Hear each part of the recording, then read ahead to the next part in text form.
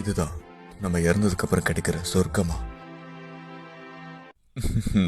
அப்போ சரி, உச்சிகா பயிலுக யாரும் இங்க இல்ல, பண்டிகை கொண்டாடுகளே.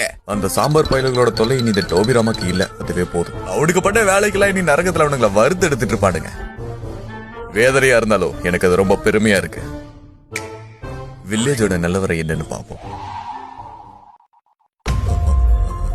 என்ன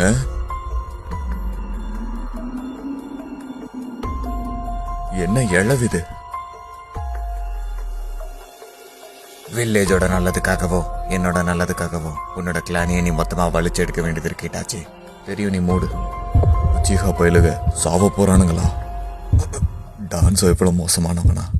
இது மட்டும் முன்னாடியே தெரிஞ்சிருந்தா இருசன் அப்பவே லாடம் கட்டிட்டு உன்ன முன்னாடியே ஹொக்கா கேக்கிருப்பேன். டான்ஸோ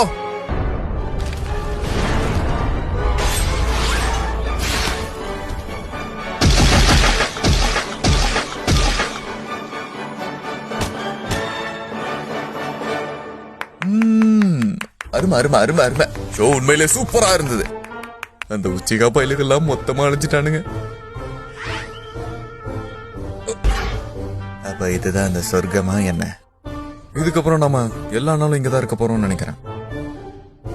இல்ல